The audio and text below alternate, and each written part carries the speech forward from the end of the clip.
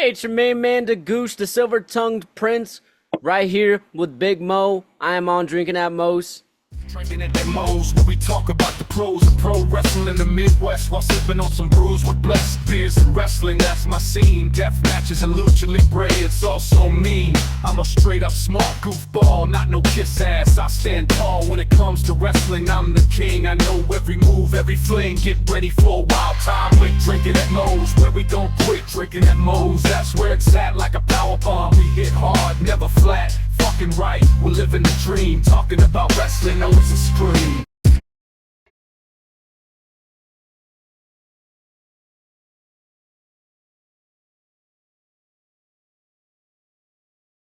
All right, everybody, taking time out before we get this show started. I want to thank Reaper Apparel for having Drinking Mo's be a brand ambassador for their clothing line. They got good stuff. They got t-shirts, they got hoodies, they got beanies, they got lots of great stuff, encouraging everybody to break out of their comfort zone, live their best self, and hey, it's something I try to live every day. Now, be sure when you go and you're finishing filling out your order, use the code Drinking at Mo's, get 10% off, and the link and the code will both be in the description. Let's fucking go. All right, everybody. Welcome. Drinking Mo's Big Mo here. You know the drill by now. YouTube, like, subscribe, share, comment, all that good stuff. Because YouTube's algorithm is a pain in the... Yeah, you know what. Whoa. Yeah, we're not going to those words just yet. You know, we are on audio podcast platforms too, most of the major ones anyway, so leave a review there. Today, I'm excited to have with me the Goosh. How you doing?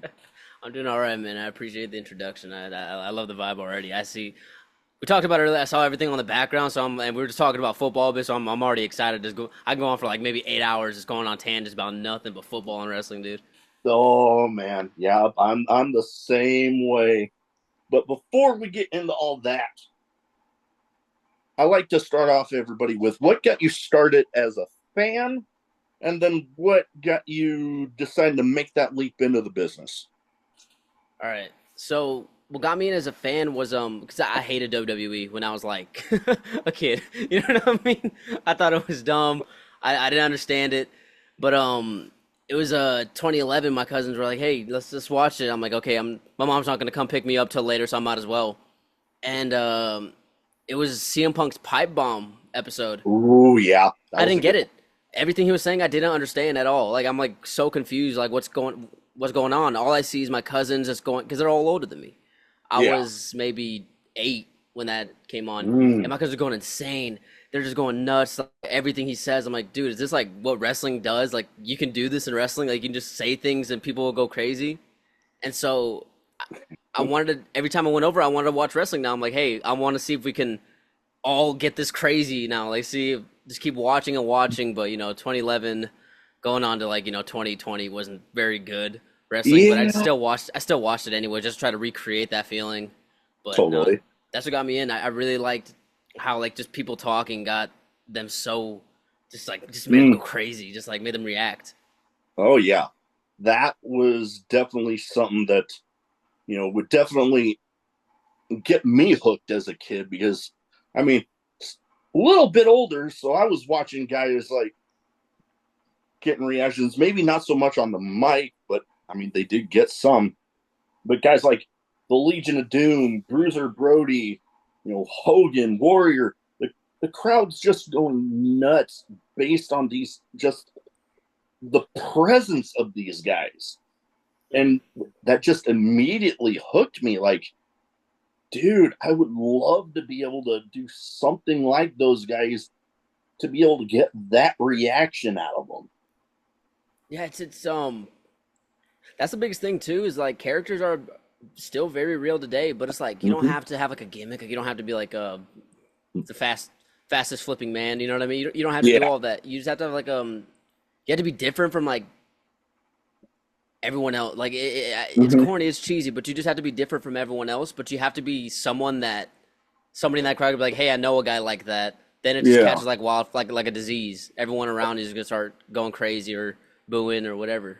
Oh, totally. Because, thinking back, hell, I've had this conversation a few times over the last week or two that, the personas that really bring people in, really get them hooked, are those ones that they could tell there's that authenticity behind it, that it's just a version of them.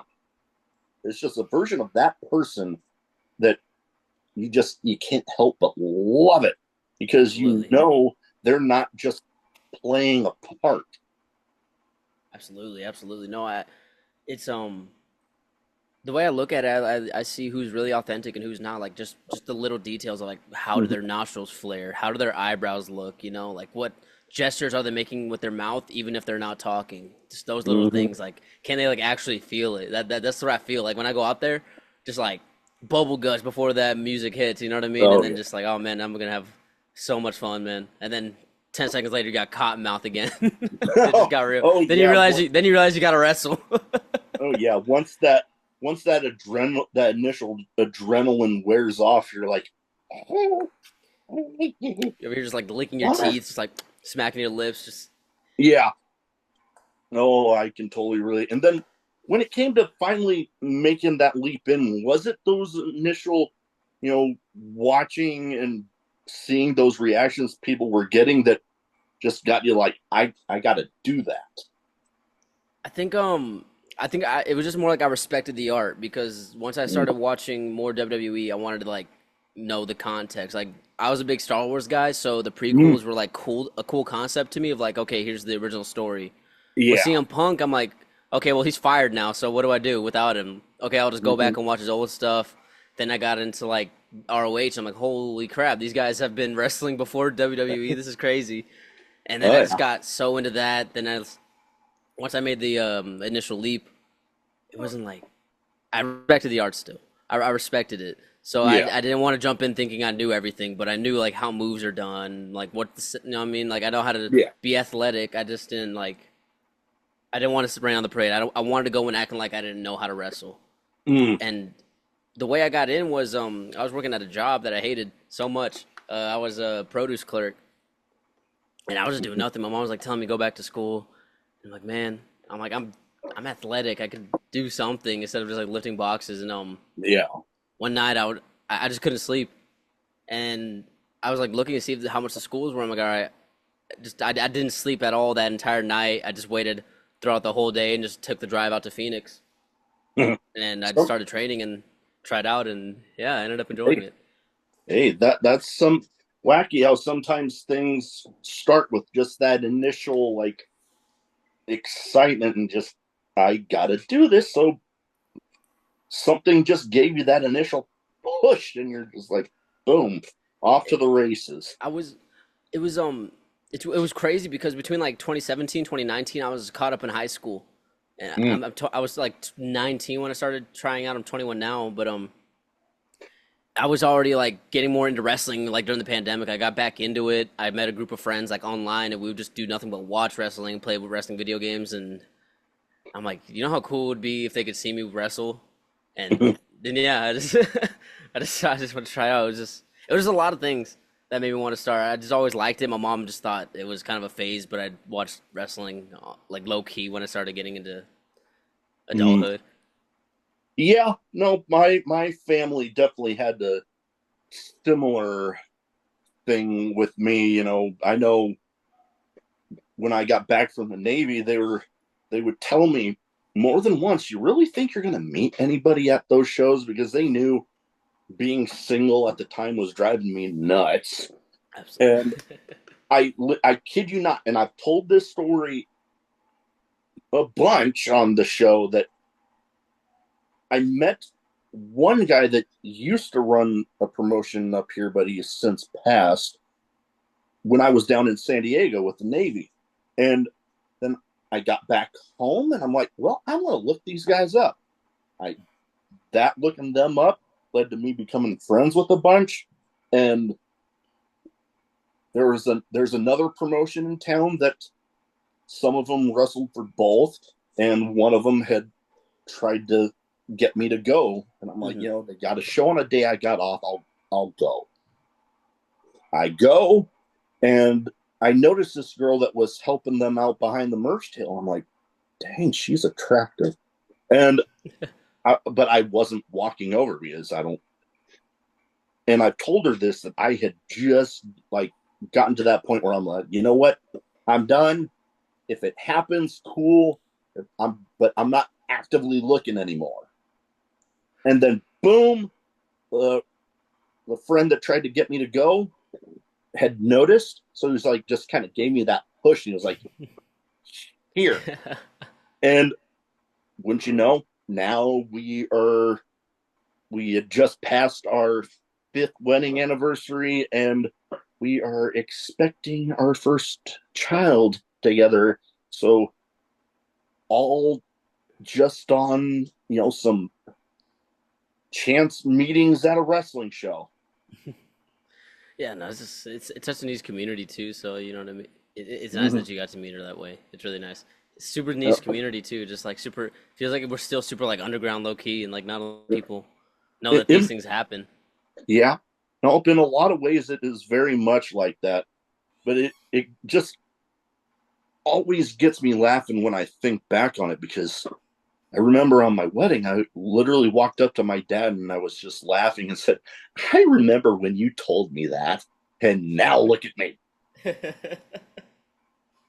It's always nice, man. Oh, yeah. But, I got. oh, yeah. Oh, Yeah. that had to have felt good to just tell him that. Oh, no, it felt great. I was loving it. But, we talked a little bit about, in ring personas, and, how, some of those ones that they're just authentic and they really get people caught on. How did you come up with yours? Because I know that first little bit can be a bit of a feeling out process. What's going to work, what's not going to work, what sticks here, what sticks there. How did you come up with yours? Well, I think a lot of the before I get into anything with the actual Hmm. character, we gotta talk about the name. Oh, Um, totally. yeah, it's one I get asked a lot. Doug Goosh. Um, Very unique. so Goosh is it sounds funny. It sounds stupid when somebody else says it, but like when I want to be able to say it so that when I say my own name, people will believe that I mean it. Like pretty like open about it. But Yeah. Goosh was just like a funny word that like I just thought I just was thinking of it in my head, and it's something you really can't explain because it's almost made up. But I think going into the character now, it's just a combination of like old school character versus and like just charisma. You know what I Mm, mean? So yeah. Goosh is just like I want to make sure people know it's an experience. Just seeing Goosh, you know what I mean? Mhm. Just seeing it happen, like he's doing his thing. That's Goosh, you know, like the legendary frat guy from back in the Yeah. day. Like, oh, you guys remember when Goosh did this or when Goosh, you know what I mean? Oh, yeah. And That that's just a frat name, yeah, and it could stick. it can. Yeah. If you get that reaction out of people, it can definitely just be like, you know what, that name sounded silly, but damn it, I loved watching them. And then it just sticks with the people that way. Like I said, if you want to relate to someone or act like you like feel like you know them, then it's gonna catch like disease in the crowd. But Oh, yeah. the character itself is like I really love like sports trash talking, like Mm, Steve Smith. Steve Smith, man, I love listening to him talk. Deion Sanders, I do his little oh, dance when I come out the, you know what I mean? oh, yeah. I Although, love those guys. and we'll probably go into a little bit of this when we get into sports and all that. But Deion Sanders and my Nebraska Cornhuskers, we got a little bit of a thing. We That's fine. don't really like him and his Colorado Buffaloes right now. Oh, that's a whole different deal, man. Yeah, It's we disappointing. yeah. it's one of those things. But now I was actually just noticing that on your Facebook page, not only was I at Revolver on Saturday the 22nd, you were actually wrestling that night, defending a title for, well, oh, excuse me, drinking one of my favorite beers, and now it's giving me the burps. But Arizona Wrestling Federation, I've become somewhat familiar with them, with some of my past guests. And, as of recording, that show has already happened. What was that show like for you, for people that might not be from that area? How did the show go?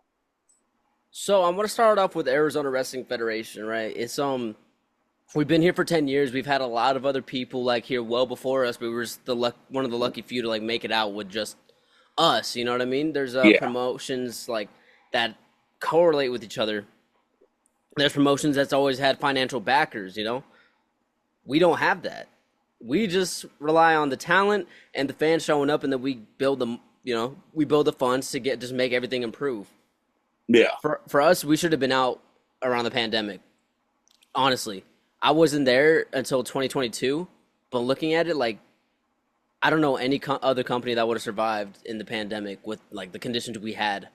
Yeah. But That was a tricky time for everybody. we're stubborn. We we want to get through.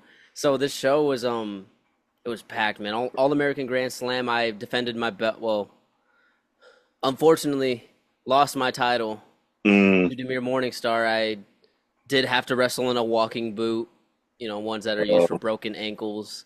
But You didn't have you at 100%, so you got to, once you're healed up, get back in there and get that belt back. I don't want to waste my time on that blight on society. I want to move up. I want the world. I want the heavyweight title.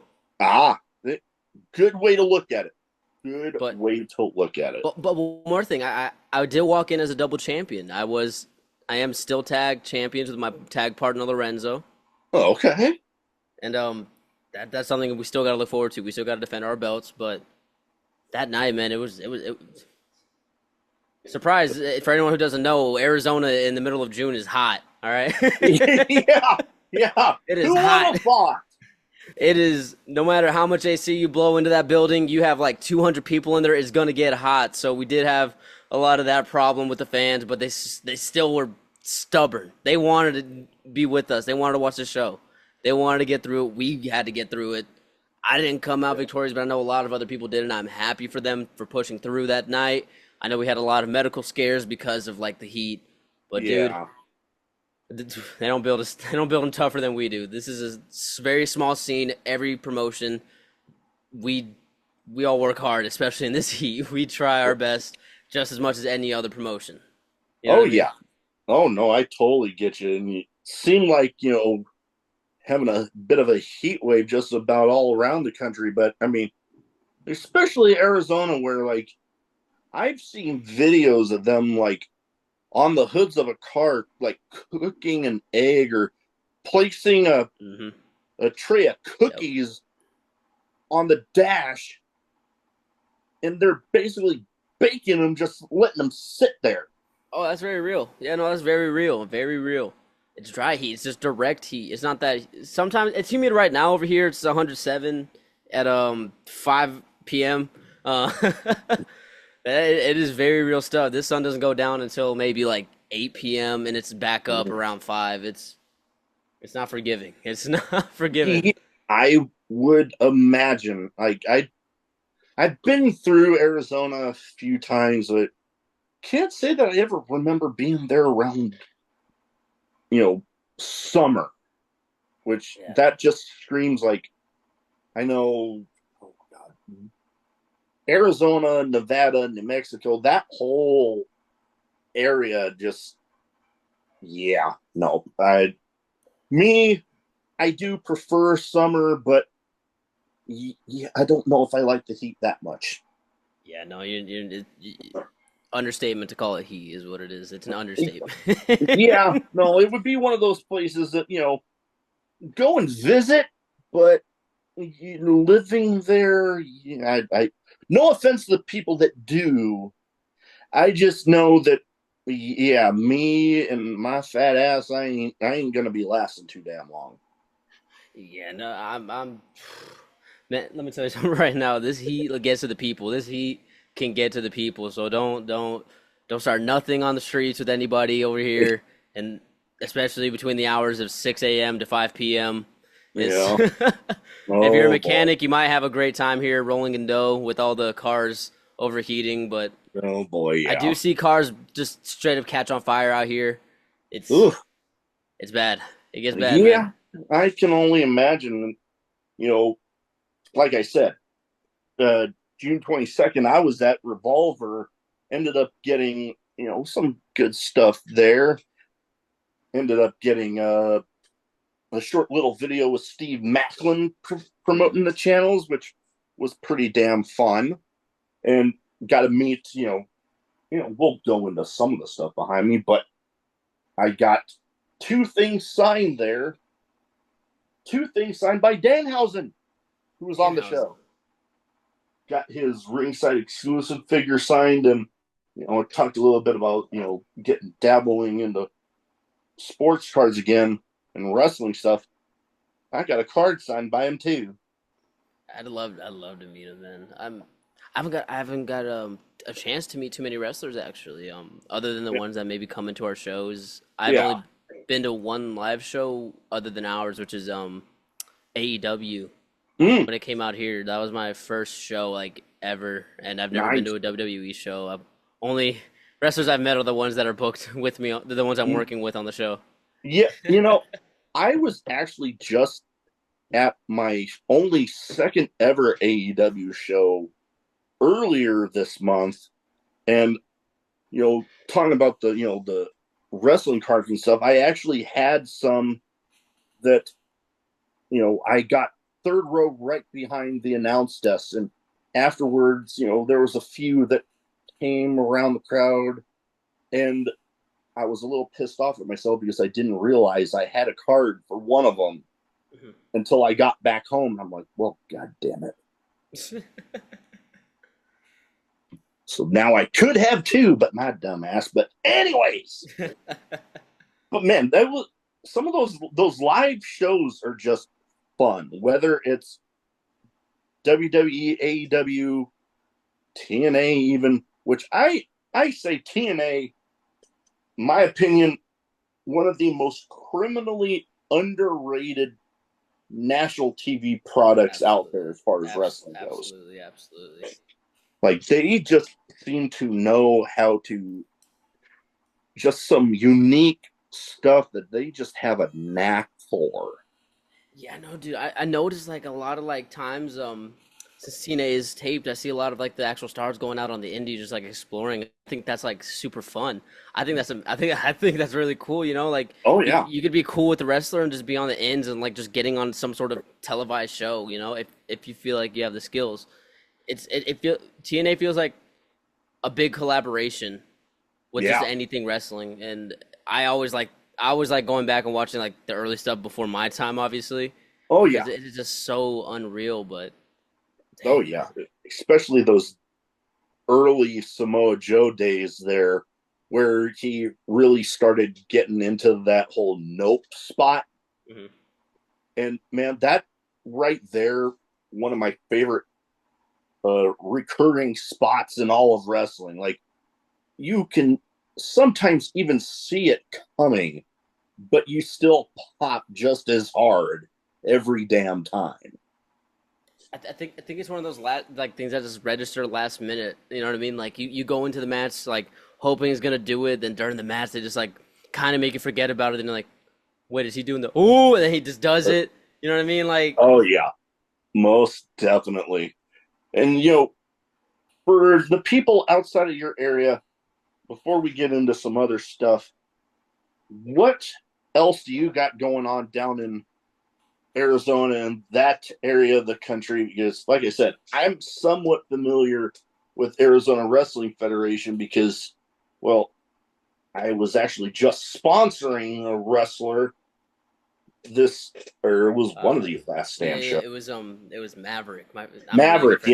yeah. He was on the show, and he told me, he's like, "Hey, do your homework before drinking at Moe's." I'm like, "Nah, I'm gonna go in there. I'm just gonna go in there. I'm just gonna go in there. I He's going there. I'm just I gonna go in love there." And it. he loved the show. He loved doing it, man. Big shout out That to Big Rick. Big shout out to Big Maverick. oh, I love most him. definitely.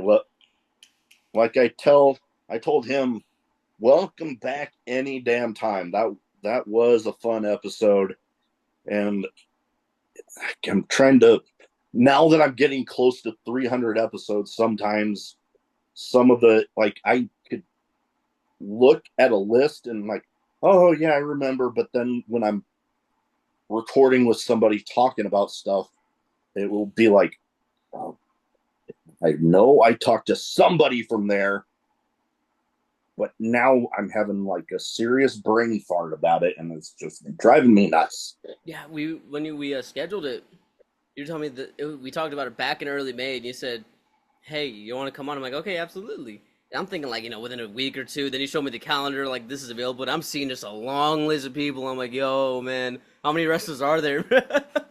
Oh man, you wouldn't believe it, but I think I've only had a handful on twice, and some of those have been people that, like, I remember from down in Texas had one on who was a tag team guy, but then ended up getting suggested, oh, you should have them both on sometime. I'm like, you know what, I should. So then I went and got them both on for one time, and yeah, it's surprising because now I'm at close to 300 episodes, and That's insane.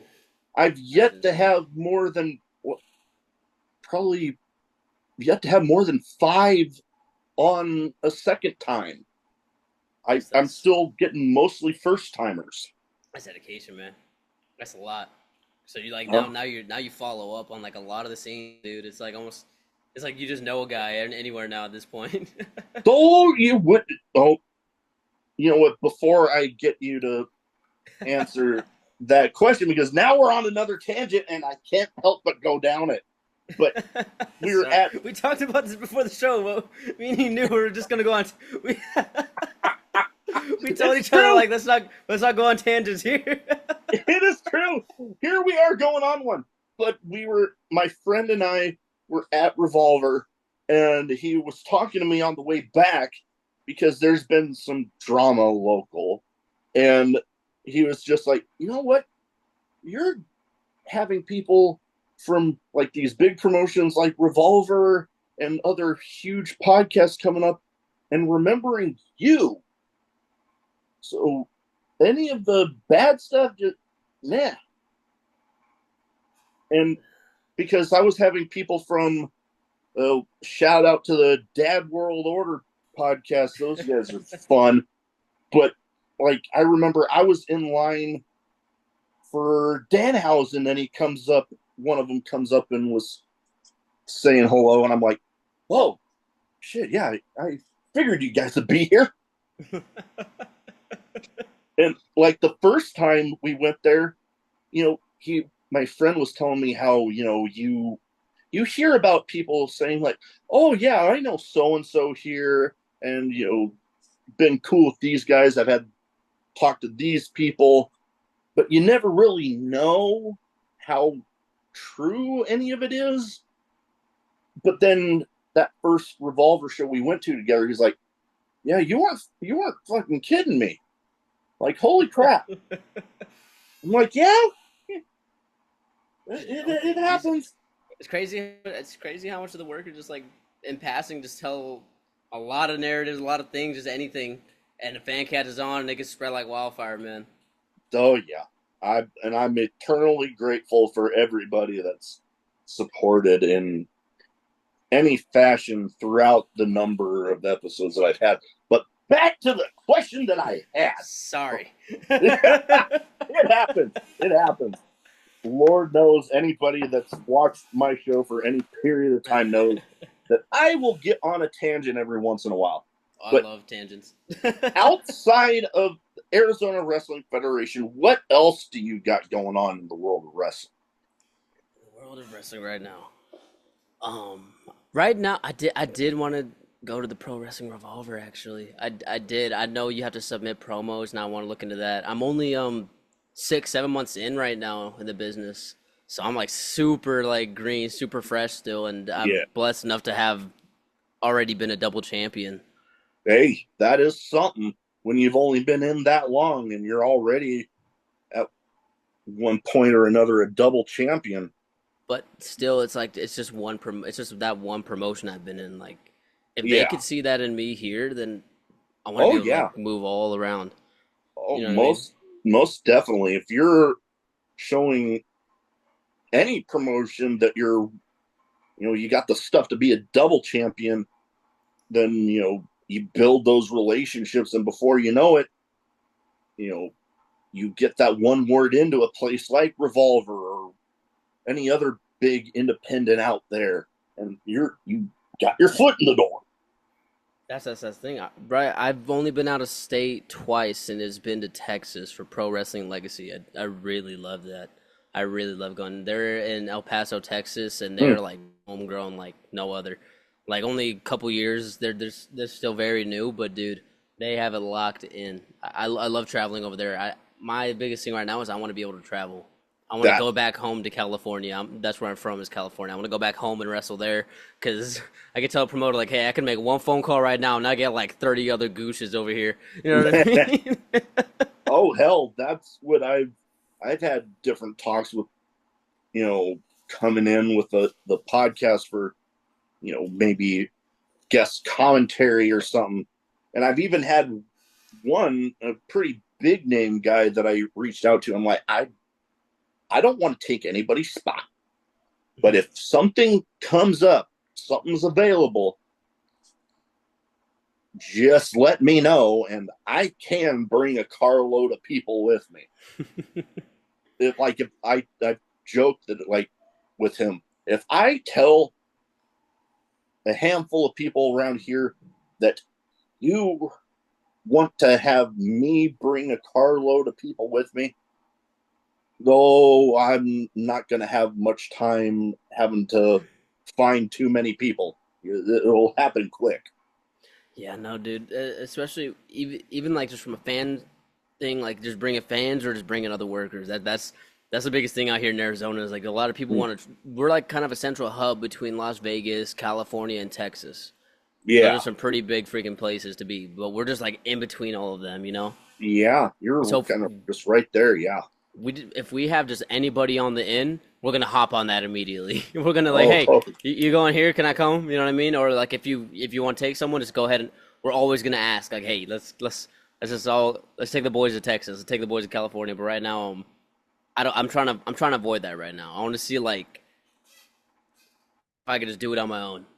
You know what I hey, mean? I know I've got told like, hey, you should hit up these promotions, and I have, and it's tough for a new wrestler, dude. It's really yeah, tough for a new wrestler. it can be because there's still people with the mentality of you know it's almost like you have to be one of the boys. Like Yeah.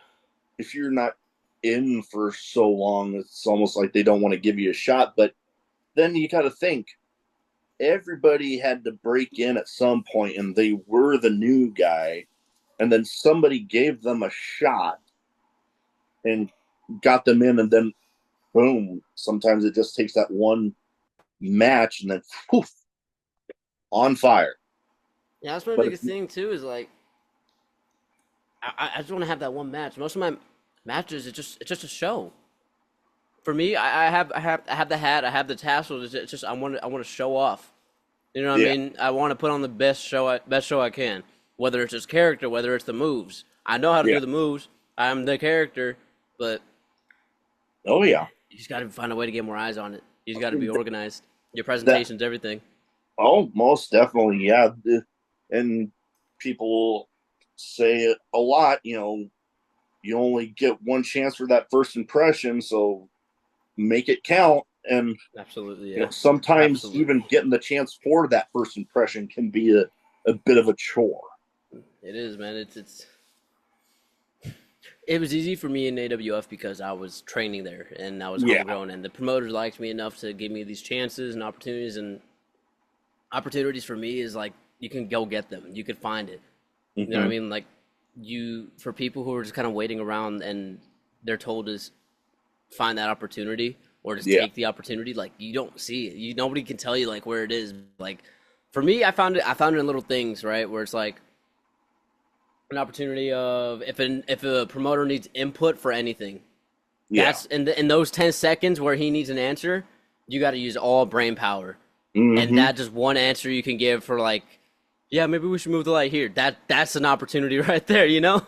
Oh That yeah. little thing right there. Totally. It's just those little things, being able to use all your brain power like behind everything, and just you'll be able to move up the totem pole. Oh, most definitely. And now got me thinking. With you brought up some of the stuff I have behind me here, and I'm rather proud of it Absolutely. because it just thinking back on some of the stories behind some of the stuff, especially the signed items that I have. You know, we talked a little. I'm wanting to get more into some more sports autograph stuff, but good lord, talking about pro sports in Nebraska, we closest we have is Kansas City, and man, but me being more of a fan of teams that are like a bit further away than me, it's a bit of a chore. Absolutely. I mean, But I'm a then, fan of Pittsburgh, and Arizona isn't very forgiving either, you know? yeah, no, if I can imagine, and me, you know, think Green Bay is the closest that I'm a fan of, and then I've always been a lifelong fan of the San Diego Padres. Hell, I got the hat. You're all I over the even place. I even got the logo tattooed on my right calf with an anchor hanging down from it as a tribute to my time in San Diego. Considered it like a second home. But man, football right now, Love football. Love oh it. god. Love it. Same here. I used to play, been injured more than I care to admit from it. But, you know, what are some of the things you're looking forward to with this upcoming season? Like, what are you hoping for with your Steelers? Because hell, I know what I'm hoping for with my Packers, and hoping they just build on what they were able to accomplish. You know, coming just shy of you know getting to where I was hoping they'd go, and then they ran into my wife's side of the thing, their favorite team, the 49ers. Mm-hmm. Oh God, try being the lone Packers fan in a house full of 49ers people. Feels like they always play each other, and this is never good, man. I dread watching those San Fran and Packers games. Just anything, just anytime they play, I'm like, oh man, here we go, here we go. It's gonna be ugly, man. Yeah, you never know, but that game was close for the most part, but then they went and broke my damn heart. But man, It's, I'd hate to just be a Packers fan. oh God, stories that I have from past jobs where, like, there was, speaking of the games, I remember one time there was a game and I had heard the result and the 49ers had won. And I went up to my manager at the time. I'm like, you know what? I'm going to call my wife on my way home, and I can guarantee you, I'm not even going to get a word out. She's going to answer the phone, and her side of the family has this thing they say every time with Niners wins and stuff. I'm like, she's going to say that. I'm not even going to say anything. She's going to pick up the phone, and that's the first thing that's going to come out of her mouth. Bang And bang Niner gang. no, I don't think it was that. But I kid you not, that's what she said. And then later on that season, Packers got a little bit of a revenge, and the same manager came up and was like, "Hey, now it's your turn." I just looked at him. I don't want to sleep on the couch tonight. It's just hearing Packers fans talk about their team is the funniest thing to me. I'm sorry, but it's just so rough, man. But I can't speak much either. Steelers fans were the ongoing trend is Mike Tomlin's never had a losing season since he's been hired by the Pittsburgh Steelers. That doesn't mean we've always had winning seasons, though. Believe Yeah, it or not, that's the biggest thing. I'd rather have had a losing season at one point, just so we could stop talking about Mike Tomlin not having a losing season. I just yeah, want to, yeah, I just want to just end that one to get either it happen. either Super Bowl or we just don't have a winning season. You know what I mean? It's I just Yeah, it's aiming for a pointless goal that's not going to reward us at the end of it. You know what I mean? But the Steelers are just true. we're just not talked about. We're far east, and there's a lot more better teams in the east than like eastern side of the world, like country than us. But Yeah. I always loved Troy. I always loved Troy Polamalu, man. He was Oh God, so yeah. cool. Me being I loved when I played. I was always more of the wanting to be on the defensive side of things because I just love the fact that offense, there's so many different directions. You got to angle this way, go this way, block this guy. Defense, get the guy with the ball. I love it. I love it. Hell, you know, you know what plays get me most excited watching my Steelers plays, and it's weird. I love watching tackles for losses. If we mm, can just just ride through the O line and just see Big Cam Hayward just get a tackle for loss, I love it oh more than a sack, to be honest, because there's a good chance it could be a penalty, but a tackle for loss, it just feels good, man. Like they try to run it on us, and oh I love defense, love it. oh man. And being the lifelong cheesehead that I've been, my first game at Lambeau, speaking of defense, the minister of defense, I actually found because I wanted to get something to remember my first game, a Reggie White bobblehead. That's a cool nickname for him to have, dude. That is, I love it. Minister, man. I Oh can go on for yeah. days about nicknames too, dude. I can go on for days about nicknames. So I sure can too. I And mean, we talked about it. The Gravedigger, man, Gilbert mm, Brown. That dude looks crazy. oh yeah. Oh God. Not Packers related, but one that always sticks in my head. The fridge. Will Perry. Will Perry, Yeah. man. That dude was mean. Oh, dude. He was on the Super Bowl team in '85, right? I believe so with Walter Payton. And Sweetness, there was yeah. actually a guy from my hometown that was on that team. What was his name? I'm trying to even remember the damn guys right now. There's just a guy. Yeah. But that was his claim to fame in the hometown he was he went to the University of Nebraska and then was on the Bears and was on that team. On that '85 team. I think I'm trying to think. Crank, like it started with a K. Crank something. I can't put my finger on it. That's a little too. Mitch. I think it was Mitch Crank. Yeah, that's it. Mitch Crank, man. I know ball, man. I'm telling you right now. Yeah, you once you said the first name and I'm like, yep, that's it. That is him. I know it. No, man. I'm telling you right now. I know ball. I love football, dude. Oh man. And going into an interesting fact about random stuff here. The interesting fact about my first game at Lambeau. How's It that? ended up being Aaron Rodgers' last as a Packer.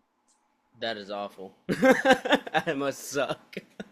So let's just say I found at the end, when there was all that drama of like, is he leaving? Is he not? The negotiations, contracts, and stuff. People would ask me my opinion. I'm like, you know what? Just let him fucking leave. He doesn't Hmm. want to be there anymore. I'm tired of hearing about it. Just let him fucking leave. Yeah, that was my friend's a Packers fan. He just said, "Thank God." You know what I mean? He was Yeah. just And then so happy.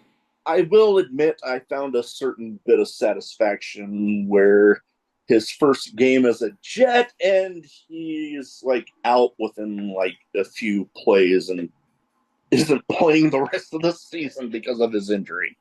Yeah, that's I never wish injury on any players, unless they're True. playing my team. But I mean, as a Packers fan, that's gotta have felt nice. That's gotta have, Oh you know what I yeah, mean? I would never wish it on anybody, but there was that little bit of a satisfaction of It didn't work looking out. It just didn't work looking. out. Oh, it didn't work out at least for that season, but just thinking, you know, he was a bit of an ass that last little bit. So Off season two, seeing off season somebody, two, he was a bit of a. oh yeah, seeing somebody like that kind of get their comeuppance in a way, I guess there was a little bit of a satisfaction behind that. I will admit. Achilles is no joke, man. That's one of my biggest fears of like getting injured in the ring. Achilles. That's Mm. my biggest one of getting like I'm most afraid of tearing my Achilles. That will take you out, dude. That between that and I think any of the various serious neck injuries that you can, those would scare the crap out of me because Oh, dude, I I got pinched nerves right now from my last match. Where that's so it's scaring me. oh hell, I've already experienced like lower back stuff, sending pains down the legs. Yeah, no, I don't need it any further up on my body. Oh yeah. But Oh, man. okay. So, any other sports you're into? Because I know I talked about the Padres, favorite baseball team. I've only been able to go to one of their games since leaving San Diego because, well, I heard that they were going to be playing in Kansas City, and my wife ended up surprising me with tickets to the game. That's nice. That's really nice.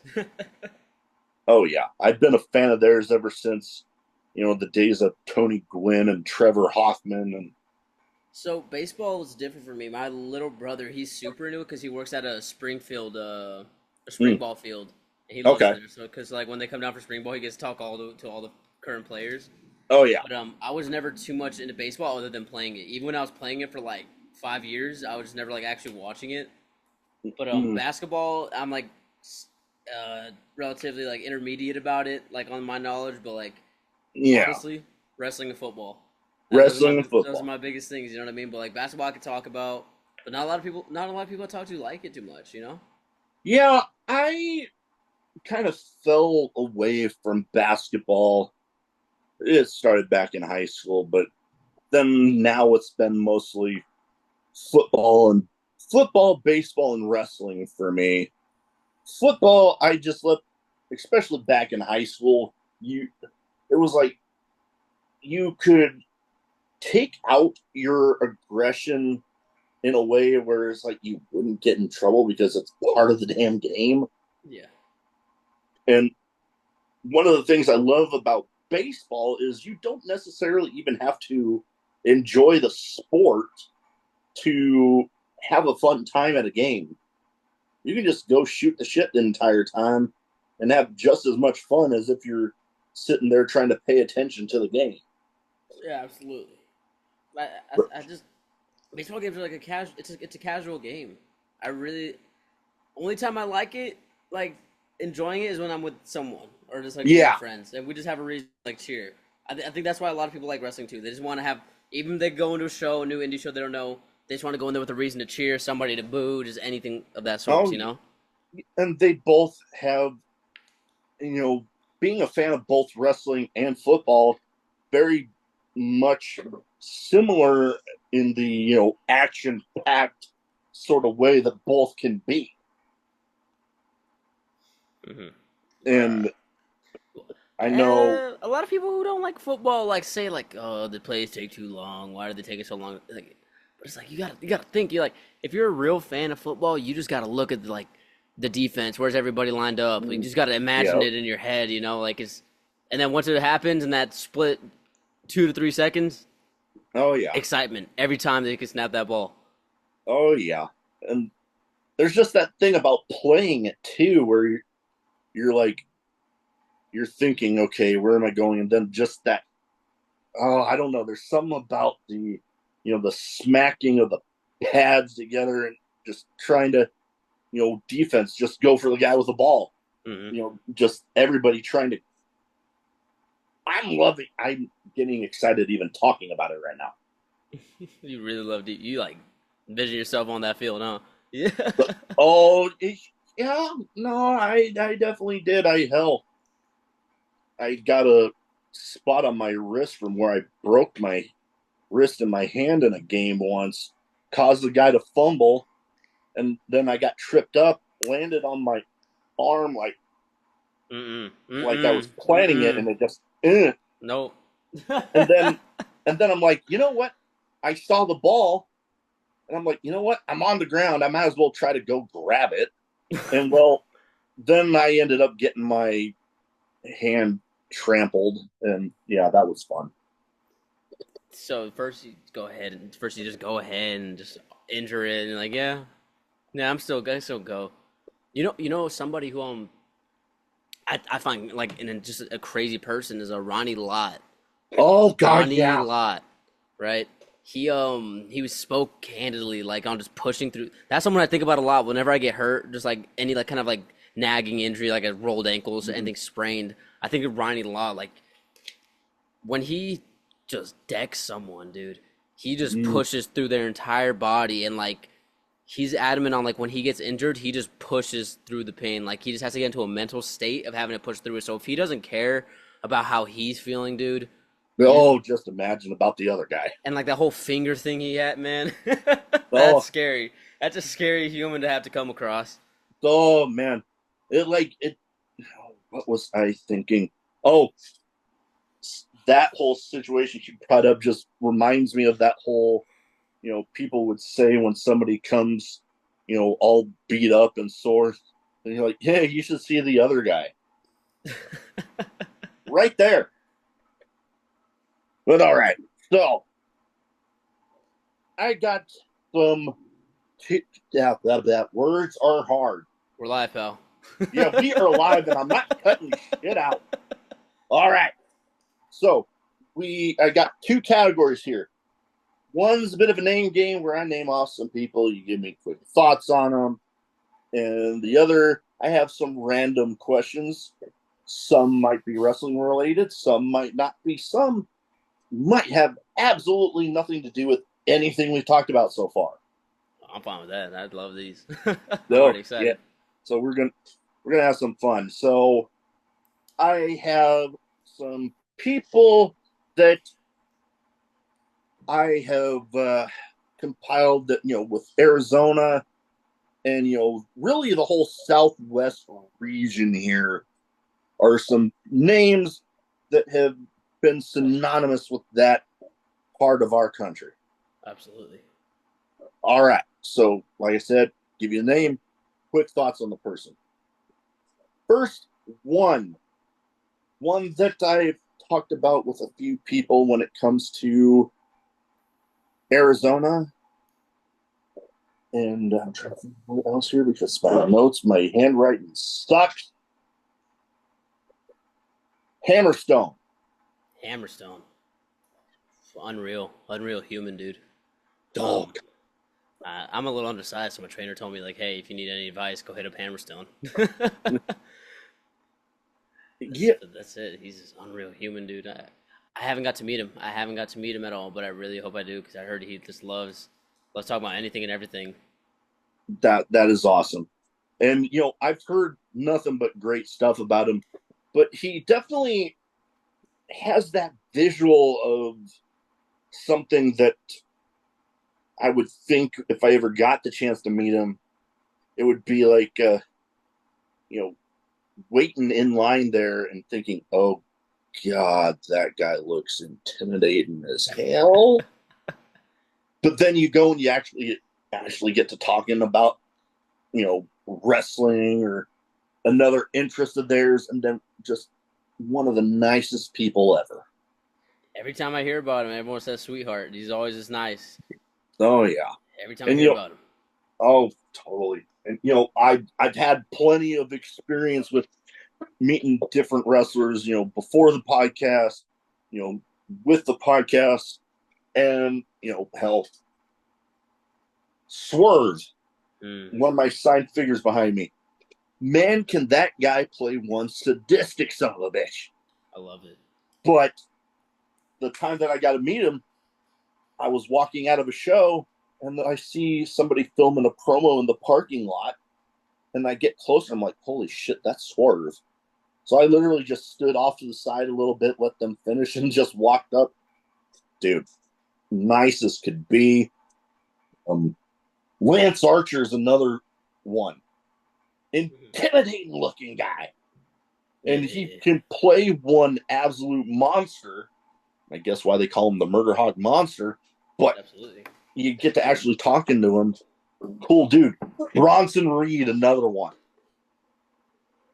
Dude, holy shit. That guy's huge, man. The stuff that man can do for a guy that size. But dude, That's I love big men. I love like big man athleticism, dude. I love watching it. oh, totally. And, I'm hoping someday that, the figure that I now have of his, I can get it signed. But him and I actually have now something in common. What's that about? The process that him and his wife had to go through to have their child, that is the same thing that my wife and I had to do. You just need any advice? Go hit up Lance Arch. Uh, Bronson Reed. Bronson Reed. Sorry. Yeah. So hopefully, I mean, hell, maybe I can get back in touch with them. WWE seems to stop through Nebraska a couple times a year, so crossing my fingers. Yeah, they never come over to Arizona. Never come to Arizona. Unless it's like Phoenix. Oh Although I yeah. can't remember the last time they were in Phoenix. I think it was the show before the go home to Mania. Oh yeah, that would make sense. Yeah, that seems to. I know they were definitely there around that time frame for sure. And then they had to go to Philadelphia, which is like weird formatting, but anyway. Yeah. All right. Next one. Not in Arizona, but New Mexico. That I guess I didn't realize that they, I guess, weren't actually from New Mexico when they first started talking about him. But Cactus Jack, Mick Foley. God, dude, Cactus Jack, I love hearing him talk, to be honest.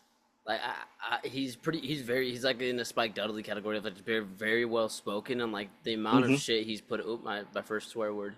The amount of stuff he's put himself through.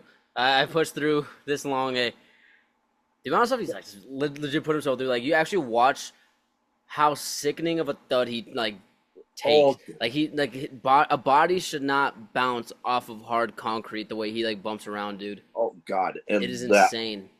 that infamous Hell in the Cell where like the tooth went through his like lip and like you could see the image of it like lodged in his nostril. That's just doing dumb stuff. That's just dumb stuff that he loves. I don't know. I don't get it. I don't.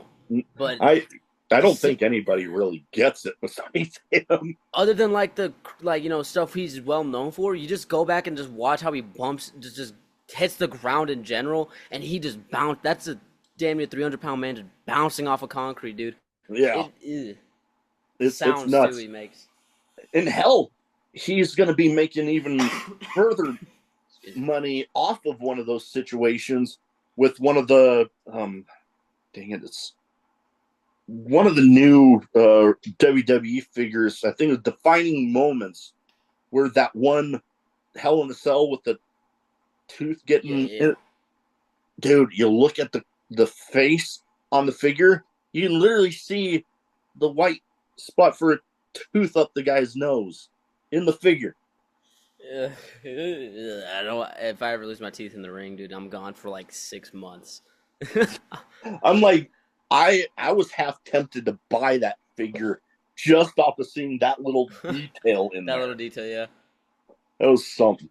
All right, next up, a guy that a lot of us that grew up in that particular time frame know and love, Eddie Guerrero. Eddie Guerrero, man, he's just short, little bit short of a guy, you know. Yeah. Dude, but I love him. Like his character work, his like just knowing where everything is at, like his awareness, his skill, just like and the whole like Guerrero family from like Gory to like Chavo. Mm-hmm. It seems like he was always just going to be in the business, you know. Oh I, yeah, I no. I would have loved to have been in a situation where I could just like have that like network with my family, just being in the business in general. But Oh yeah. That. he had a great look too, just Oh, fucking insane body, good hair, shit eating grin. I always loved it, dude. oh, that grin of his, something that was unforgettable. Just you knew he was up to something when you saw that grin. I loved it. It was insane work. Just being able to get a crowd to pop from a smile is like Mm. insane work. I love it. Oh, totally. And speaking of him getting people to pop, whenever he, goes back to that grin, like you'd see it, and then he'd be like, "I lied." I love him. Oh, It's goofy, it's serious, and it's always like insane worker. I haven't got a chance to get a picture at the mural. Every indie wrestler gets a picture there, but I've been able to pass like where I wrestled in Pro Wrestling Legacy, like legit, like 2 minutes away is the mural. no kidding. I No need to get kidding. I need to get down there for that myself because Absolutely, absolutely. I'm not. I don't know if they haven't given me a call about going there yet, but dude, absolutely go check it out. I love being there. oh, totally. Now, oh god, I was just thinking about the first time I heard about his passing, I was like, no, no way. Like one of those that like you see all those death hoaxes, which it's weird that we that's even a term that's used. But one of those where it's like you hear somebody talk about it, and then you're like, okay, I have to go check this out because I don't believe you. But then you see it and you're like, oh damn, there it really Well, happened. I was only like, let's be honest, I was only like 2 years old when it happened. Mm, So you're gonna have to run me through on like how people went about finding out, you know? yeah, well, I know for me, it was overhearing stuff on you know different dirt sheet stuff on social media, and then I'm like, okay, I have to go look at the actual like legit WWE uh related social medias because it's like if they're posting it, it's like, oh shit, okay, it actually happened. And that's when it really hit. Like, oh damn. Kind of in the same lines for me with when the news came out about Bray Wyatt. Yeah, When that he one messed me up bad. That one oh really messed me up bad. same because he was not very much younger than myself. And hearing how close that he was to having a comeback and just all of a sudden, much in the same light, somebody started posting about it. They shared some dirt sheet. Then I'm like, because they said like Triple H uh, broke the news about Bray Wyatt's passing. I'm like, I have to go look at this. And then I did, and it's like, oh shit. Yeah, no, I'm a cook outside of the ring. I'm actually a cook for a very nice, very fancy French bistro, and it gets really intense when you're working there. You know what I mean? But yeah, once I saw it, I didn't get to find out myself. One of my coworkers were like, "Hey, you like wrestling?" I'm like, "Yeah," and they showed it to me, and I like legit just had to go fuck. You know what I mean? I had to break down. I'm like, "Damn, I Oh yeah. really liked this man. Like just the way he talked." Like that's a level of charisma I really enjoyed, just like the way he talked. Oh, especially that last run that he was on. It was like you can tell even more so than as great as some of his other, you know, personas in front of the camera were. You could just tell there was something just extra authentic about the way, especially some of those first promos that he would do. It was like, dude, this just you're suspending your disbelief. Is like that. It sounds like he was just coming out and just speaking like he would if he were on my podcast with me right now. Absolutely, yeah. And yeah, I just remember being kind of choked up because my wife and I were pregnant with twin girls back in 22. They weren't due until November, but ended up being born way too premature and only made it a week. Well, just thinking about his kids and everything, it just, and how close he was in age to me, it was like, oh, damn. Yeah. And little connection with me and Bray Wyatt, I actually had former Ring of Honor 6-man tag champ Dutch on, not realizing that him and Bray Wyatt were friends until I posted about having recorded with him. And on my way home from work, all of a sudden I got a Twitter alert, and I'm like, okay, I'll check it at a red light. I go to do Ah, that, and I about dropped my phone because it was him. It was Bray Wyatt about my show, and I'm like, oh, I had to go literally message Dutch again, being like, "You're friends with Bray Wyatt?" And he's like, "Oh yeah." I'm like, that explains so much right now. that's a real feeling, man. That, But, damn. Now you got me thinking about that day again, all over again. It was yeah. a rough one. It was a rough Oh, one. that it was. Well, you know what? On to more positivity. Let's get some damn positivity in here. All right. So another, more out, we'll say out west, out in California. A lot of people Too many not people. liking these guys right now, but you know what? That is the job of a heel, to make people want to see you get your ass kicked. And these guys are doing that very well right now. The Young Bucks. The Young Bucks are just. That's a weird one. I know you said like immediate reaction, but honestly, my immediate reaction, I don't know. You know what I mean? They were like so. I think they were legit the scapegoat for the reason why wrestling is quote unquote ruined now on the indies. But I think you have to admire the fact that they were like really, really innovative with the way they went about it, and they're able to do True. this like around the actual globe, like not state to Yeah. state, like the actual globe. Yeah. Um, it's gymnastics, and even then, it's very, very, very hard to pull off. And right now, the work they're doing is like I'm enjoying it. It's funny, it's entertaining. Yeah. No, it's definitely. I mean, I might not be as much of a fan, but you know what? I got to give respect where respect is due. They are doing the job of the heel especially well. Absolutely. Can't fault them there. And you know what? You brought up a good point. Before AEW was even a thought, you know, a lot of people wouldn't really guess that you could make a lot of money on the independent scene. Those guys proved that like you busted your ass, you could make some damn good money on the independents. They were very good in PEWG. I know that I know Mm, they're just merchants on that, and entertainment through the moves is really hard to pull off.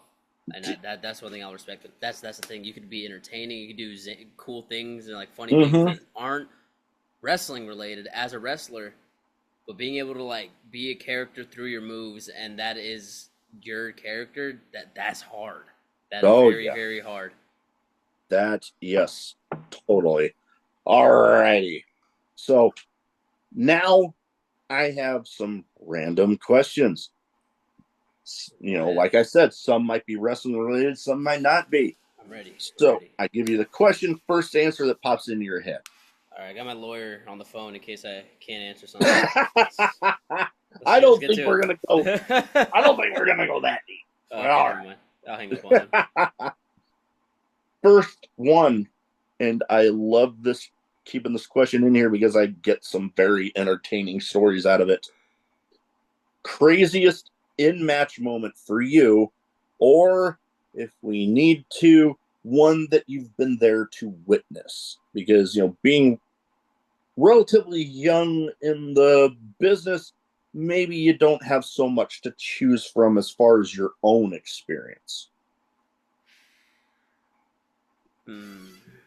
I don't have too many things going haywire in my matches personally, which I can say I am proud of. Nothing That crazy is went good. down. Well, my last show I did have a seizure in the ring, but Ooh. that's not really anything crazy. But I did go to a show in California, and I was there with my trainer, and it was a four-way ladder match, and the promoter of the show was in the match too, Eli Mm. Everfly. Oh, I know the guy. Yep. And it was a ladder match for East Los Luchas, and what happened was ladder match is going, going, and they get to a spot where two people are on the ladder, and one has a kendo stick. Oh Wham, shit. bam, starts whacking my trainer, or one of my trainers, and the freaking belt falls. Oh no. So now it's a standstill. Now they're both fighting, and my trainer's you know what I mean, grabs the belt. Everyone's going nuts. They don't know what's going on. Eli Everfly is like yelling at like the ring announcer, "Hey, don't yada yada yada." Refs are going nuts. Ref calls for the match, and then the refs are talking again.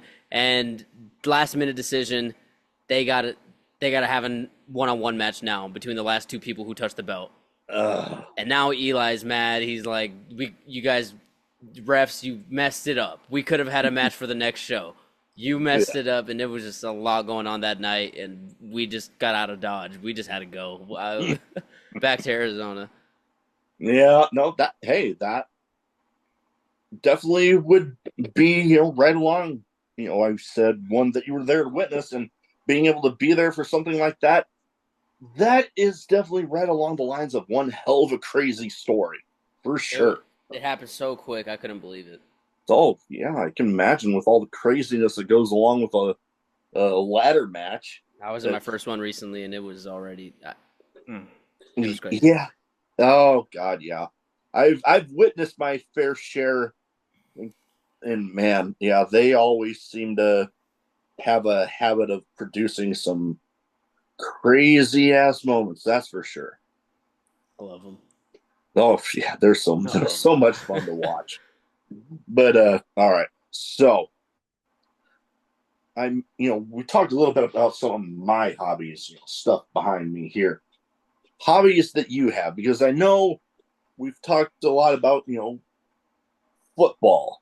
And, them. I have some of my sports stuff over there. What is a hobby you have, if any? Because I know, keeping yourself ready for action can be taking up a lot of time. Absolutely. It's my hobby is it was gonna originally gonna be my career. It was it's music, just Mm, singing, piano, drums, bass, guitar, trumpet, just all that songwriting.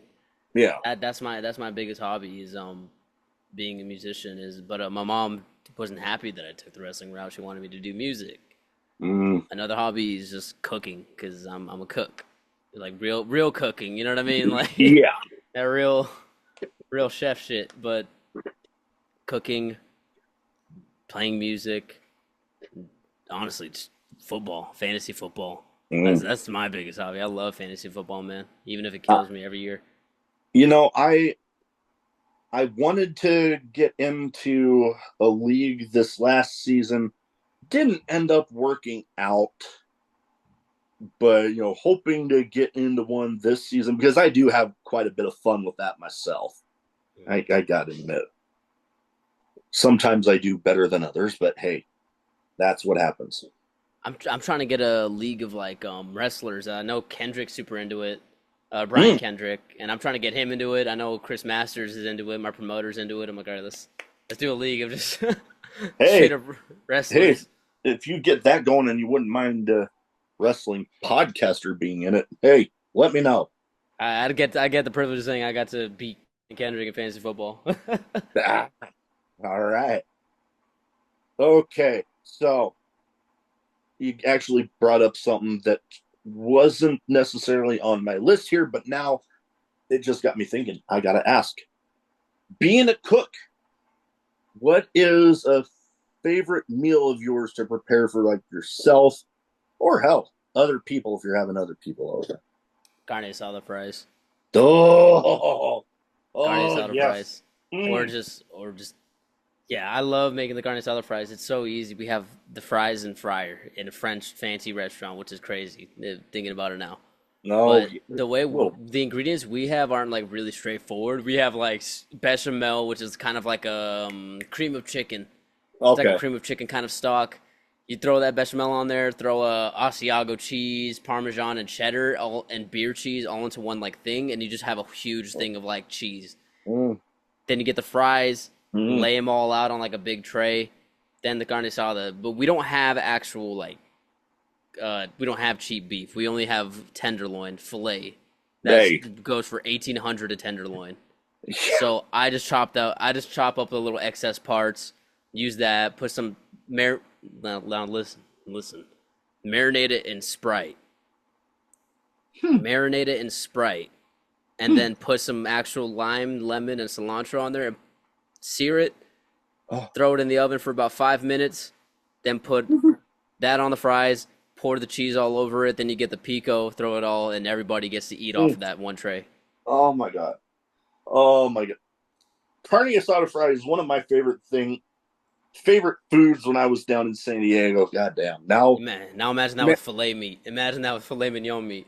though, yeah, not, yeah, no, that is true. Goddamn. Now, okay. I've been looking for an opportunity to use. Like, I love getting to you know little bits for the YouTube version. I you know what I'm gonna when I edited everything together, I get to this part. You just had me thinking of Homer Simpson. Oh, I'm putting that in there. Damn it! I hope see. You better send it to me. So yeah, I'm gonna clip. Like I put little That clips whole together, section. little That whole. shorts. That part is gonna. I'm doing it. I already made up my damn mind. All right, I love it. now, all right. So, talked about favorite of the food. What would you say? I know I'm not a picky eater, but I definitely have my foods that I don't like them. Least favorite food. Anything with asparagus. I Okay. hate it. I hate it. I hate asparagus. I don't know why. I don't know why. I just hate asparagus or mayonnaise. Mayonnaise I can get a little more. I don't hate it, but I can understand. Asparagus, I know I used to hate it growing up, but man, there's something about the way that my wife makes it. I don't know. Anybody but the way that my wife makes it, no. The way my wife makes it, I will eat the hell out of it. I'm telling you right now. I don't care who makes it. For me, if I have a wife, mom, I don't care who makes asparagus. I'm not eating it at all. Hey, I can. If it's Gordon Ramsay himself, Anthony Bourdain comes back from the dead and says, "Here's some asparagus I made for you." I'm not eating it. I hate asparagus so much. I can. I can relate with different stuff. Vegetables when it's like straight peas, like not mixed into like a casserole or something. No, don't Or even like give it any to other me. vegetables. Yeah, no, I hear you that, but Peas are a weird texture. I get that. I get that. But I enjoy eating them. They're good for you. Yeah, when they're mixed in with like a casserole or something, it's like, fine, I'll eat them. There's other stuff mixed in there, I'll be fine. Chicken pot pie, yeah. But like straight peas just out of a bowl, no, not doing it. Yeah. In general. No, not doing it. That or, and my family gives me shit about this, deviled eggs. Oof. I don't like those too much, but I'll eat them. I like eggs. It's just the texture thing for me. The last time I tried one, I about puked, and I was like, "Yep, nope, not doing that again." Yeah, no, one thing I thought I wasn't gonna like is octopus, right? I went to go I went to go help out at a kitchen, and it's called staging. It means it's like you're there to help out without getting paid, hoping to get a job offer. It's Yeah, kind of like a tryout. yeah. I go to this like really fancy kitchen, like a shy away from a Michelin, and they're like, "Hey, you wanna eat one of these?" I'm like, "All right, cool. What do you guys got?" One of them had asparagus. One of them just had asparagus. So I just dropped it. I'm like, "Nope, I'm not eating that. What else?" Like, we have this octopus. I'm like, "Okay." And now my gut's like rumbling. I'm like, "Oh man, I've never had octopus. What if I hate it?" The texture is insane. It's like gum, but bacon. It tastes like bacon, but feels like gum. Yeah, it's definitely got that chewy texture to it, but yeah, when you fry it up, it ain't bad. It's really good. I love it. Oh yeah, I can't. I'm trying to remember the last time I even had it, but yeah, it ain't bad when you get it fried up real good. Delicious. All right, so wrestling can involve a lot of, obviously, whether on independence or national TV, a lot of traveling up and down the roads. Hmm. What is some songs you would have on a road trip playlist? Some songs. Can I go by album? Can I do an album? Totally fine. Totally fine. An album I'd listen to the whole way through is Nimrod, Green Day. Mm, I okay, really like it. There's that first four tracks. There's the first four tracks of that is like really really nice. It's just like Green Day kind of sounded the same like back in the day with all of their songs, but dude, it's just something to keep keep you oh yeah. occupied. That or anything by Mozart, because he just like does Okay. so very very long songs, and I haven't been had the privilege to get the aux, thank God, because if I did, they'd probably be upset at me for playing classical music, trying to keep all the boys awake, make sure we don't get in an act. But yeah, no, I really love piano and just like Green Okay. Day. Definitely something that I don't know. I don't hear too often, that being the answer for when I bring up that question. But hey, it music and a lot of forms of entertainment are subjective. Not everybody's gonna like the same thing. Lots of people love classical music. Me, maybe not so much, but hey, if somebody loves it and that's a passion for them, a good positive Hmm. passion, who am I to hate on it? Yeah, yeah, come on, No. Mozart's great, but I also like Gorilla. Me and Maverick actually really like the Demon Days album from Gorillaz too. We'll jam out to that Mm, for hours. okay, okay. I've been, lucky enough to meet some of my personal favorite musicians. I actually got a guitar signed by one of them hanging up on my wall behind the camera here. What's that about? Who's that? Country musician Dirks Bentley. I haven't heard of that. My brother might know. He's super into country. Yeah, he was playing at a outdoor amphitheater across the river from me in Council Bluffs, Iowa, and I went just to see how close I could get because it was all general admission. So then I'm like, I got two people from the stage. Long story short, one point he asked where his beer drinkers were at, and I was just like, woo! And he points down at me, and I'm like, thinking he's pointing at somebody behind me or something. I can't believe it. And then before I know it, he's helping the security guy get me over the barricade. And before I know it, I'm on stage shotgunning a beer with him in the middle of the damn concert. Hmm. And you know what? Not only that, but this is the can. I actually still have the can. And that That's that cool. that The guitar. can. Yeah, I still got the can. I still got the damn can. But the guitar, towards the end of the show, he pointed back at me, and then he goes and takes the guitar from one of his band members, and he starts motioning for something to write with. And I saw it in my head, but I'm like, no, no way, this is not happening. He literally signs the guitar, walks over, and hands it to me. That's awesome. That is And so cool.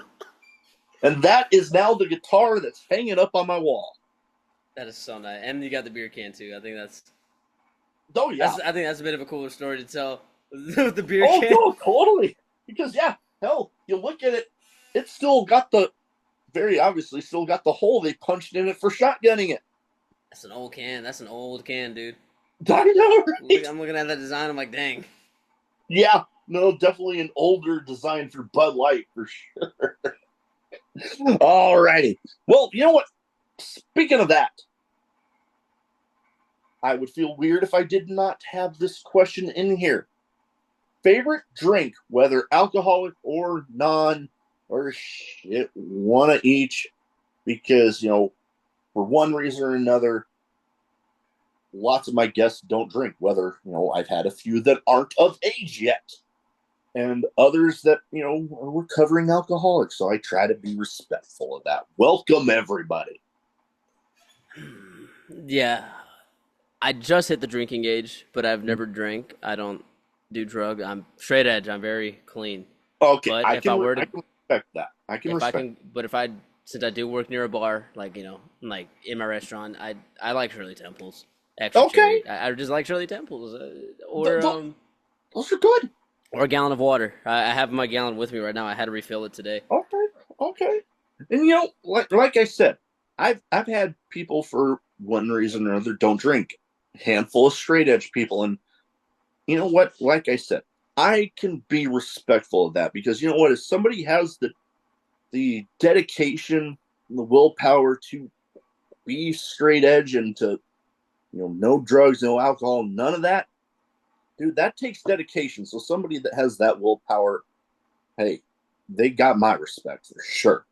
Well, what would yours be? I gotta know. What would your beverage of choice be?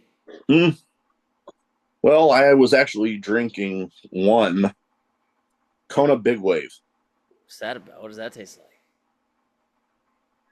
liquid aloha as they call it. But like? it's like I'm trying to remember what style of beer. I want to say it was a. Nah, I can't even remember off the top of my head right now. But I remember just getting hooked on it when I was down in Hawaii with the Navy, and then I saw it getting sold up here in Nebraska, and I'm like, oh man. And then literally anytime I'm anywhere buying beer for myself, it's either that or Coors Banquet. Mm. Yeah, I get a lot of I get a lot of the coworkers just drinking out of the Chardonnay we use to make our food. It gets annoying just seeing them kind of. Interesting. Yeah, I'll be like cooking up risotto and I'll like, hey, who took the Chardonnay? And I'll just see someone like pouring it in a cup. I'm like, come on, guy. Hey, it's there, I guess. All right. So, being relatively young in the business, you probably ended up getting a lot of advice and stuff from, various trainers, other people that you've ran into in the business.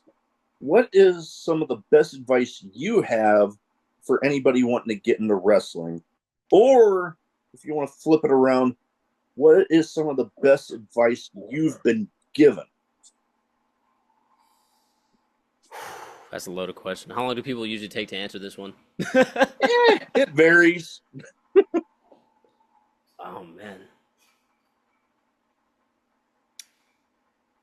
it Mm. seems to be simpler if just the best advice that you have, because that way, you know, when you try to go thinking back on all the people that have given you advice, that can be kind of loaded because you're trying to think of everybody. But like, I think be better than yourself. okay, Be better than yourself, right? I think that's it's just something like that apply like when I go anywhere. Like you could yeah, be there are ways you could be better than yourself the next day. If you're like kind of like going in with this mindset one day and you realize like, hey, I could have handled my emotions a little better. I could have done this better. Be better than that guy. You know what I mean? mm. Be better than that guy did yesterday. You know what I mean? Oh It, yeah, it, it, only way it could go up is up. Like you know, you can only go up from there. oh totally, yeah, and I can get that because you know you you go through every day. Yeah, there's stuff that might get you, feeling, anxious, frustrated, whatever. And maybe that particular day, looking back on it, you're like, yeah, I probably could have handled that a little better. And So and then being that yes, next day, you tried to at least try to be better than yourself.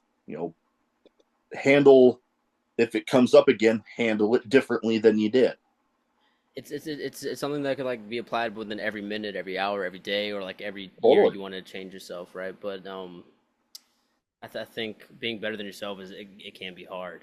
It can be Yeah. hard because you're gonna go out there and put on a show. Are you really you? Or are you like putting on a character? Mm-hmm. Then you're just being someone you're not. Just be better than yourself. Be someone who you want to be better than, and that's only gonna be yourself. If you're already better Totally. than someone else, don't. That doesn't matter. You gotta. Yeah. Another good piece of advice I got was stop being a fucking pussy. That's when I really enjoyed getting told on my first days of training. No,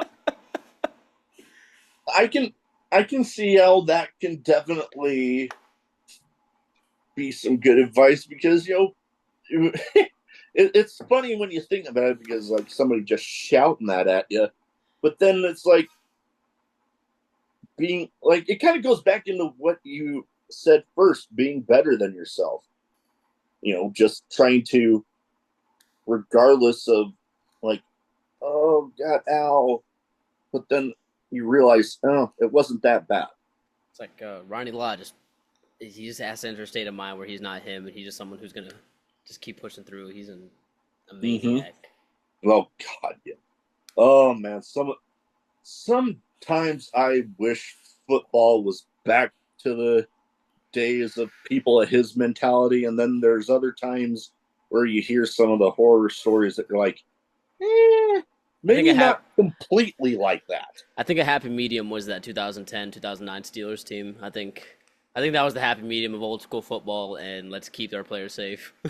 Yeah, yeah, you need to find that median because some of the stuff they're coming up with for rules just seem ridiculous, for the lack of a better way to put Gotta protect your moneymaker, man. Gotta it. your cash cow, if you will. That, yeah, I can get that. Well, anyways, that is about all I have. But before we go, where can people find you social media wise so if they don't already have their eyes on you, they can go ahead and get them there? On social media, I'm primarily on Instagram. Instagram, I'm always on there. If any promoters, anybody wants to get in touch, or anybody want to send me cool pictures for anything, I'm at the Goosh, no spaces underscore PW. The Goosh Mm, on Facebook as well. It's very, very, very, very, very very easy to spell. straightforward there. Yep. Very easy to spell. And you know what? I believe I actually already have you on both, as far as I'm aware. So I believe so. I believe easy so. for me to remember all of that. We'll get all of that in the description.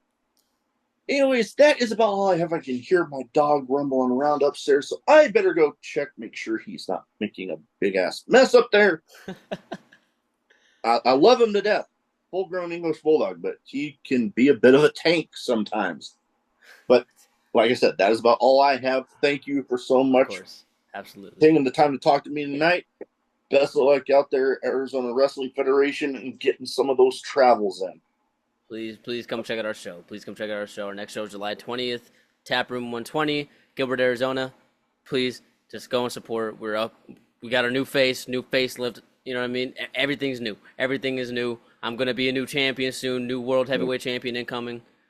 But that's been Definitely. it from the Goosh. That I appreciate you having me on, homie.